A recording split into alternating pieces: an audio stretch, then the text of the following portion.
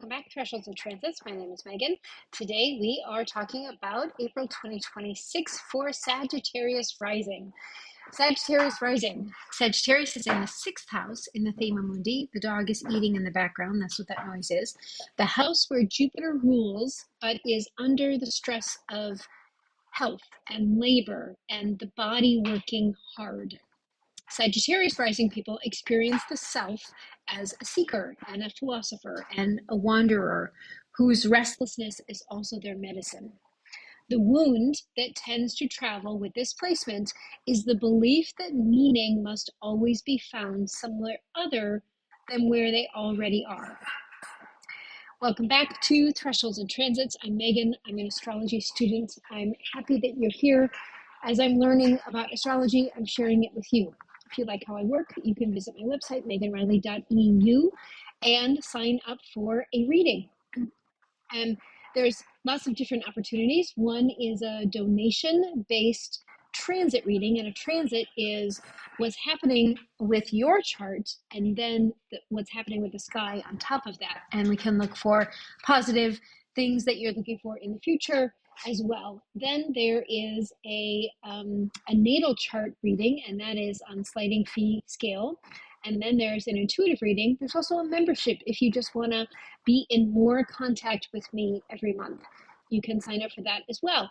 And or you can just send me a message, megan@meganriley.eu. Okay, now Sagittarius. So this month, Black Moon Lilith is in your body, your first house. It's all year. It's until September. It's all year. Your ascendant. So that is where we are going to start because she is a powerhouse and she colors everything else. So Black Moon Lilith in April is going to be between 11 and 15 degrees Sagittarius in your first house all month.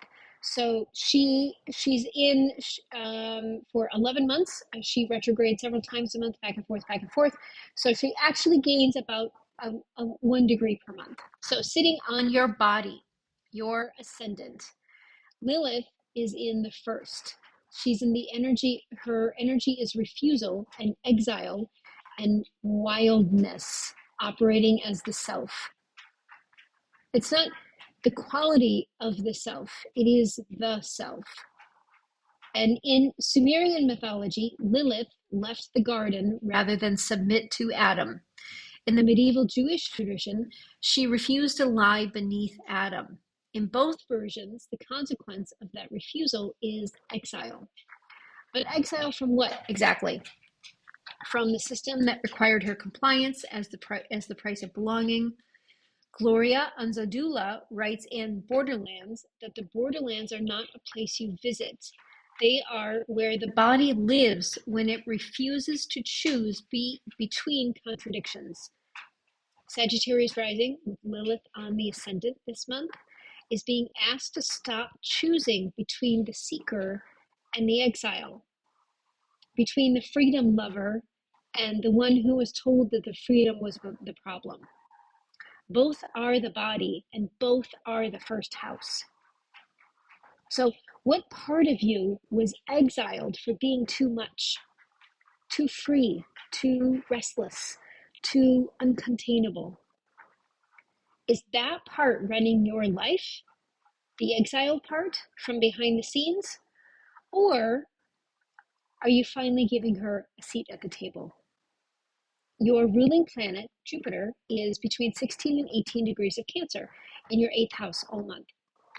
Jupiter is in its exaltation, in the home of shared resources and psychological depth and transformation. This is a yummy placement for you. The 8th house is where things that are buried come to the surface, where shared financial and psychological material is negotiated, where depth work happens. Jupiter in the 8th is the teacher who descended, who went into the underworld, not to be destroyed, but to learn what the underworld knows and then return. Your ruler is expanding the territory of depth, of what is shared, of the psychological and the material that lies beneath the surface of your life. Excuse me. Saturn in Aries, Neptune in Aries, and Mars ingressing in Aries on April 12th are all moving through the 5th house for you, the house of creativity and pleasure and self-expression and play. The architecture of your creative life is dissolving. Saturn has been in the 5th house since May of 2025, in and out, structuring and limiting the territory of self-expression. Neptune has been conjunct Saturn, fogging the direction. Mars enters on April 12th and brings the drive, but Neptune is still active, and so the outcome of the drive is foggy and is unclear. We also have Chiron from 25 to 27 degrees of Aries in your 5th house, and the wound in creativity and self-expression. The place where play was punished for you, where the creative self was made small, where your visibility in the generative sphere cost you something, and so you stopped. So what would you create if the structure stopped telling you what the creation was supposed to look like? What creative truth is being fogged over by the need to produce something recognizable? Pluto at 5 degrees of Aquarius is in your 3rd house, stationing retrograde in late April. The 3rd house is communication, language, local world, siblings, and the mind's local operations. Pluto in the 3rd has been rebuilding how you speak and what you allow yourself to know since 2024. So the retrograde turns this inwards. What have you been unable to say? What language are you rebuilding from the ground up? Juno in Aquarius is conjunct Pluto in your 3rd house. The communication agreement is being transformed. The contract around how you speak and how you are heard in your local world, in your community, and the language that you use to describe your own experience is under Plutonic pressure. Uranus ingresses into Gemini on April 26th, entering your 7th house. This begins a 7-year disruption of partnerships. The relational field is about to be revolutionized. So which partnership is about to be disrupted? And is the disruption coming from the outside or from the part of you that has known for a while that this structure needed to change? Uranus has been going through my 7th house for the last 7.5 years.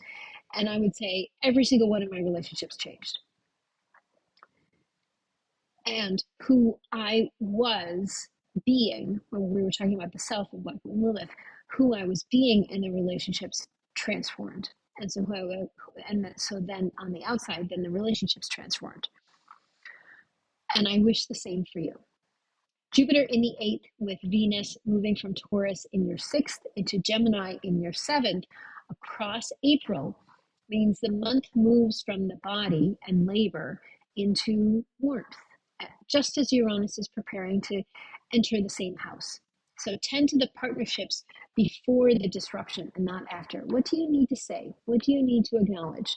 What do you want to appreciate? What is the thing that hasn't been heard? Years ago, I used to teach transformational education, and what we would talk about is after all of the you did this and you did this and you did this, after underneath all of that, the real thing that wasn't being said was I love you.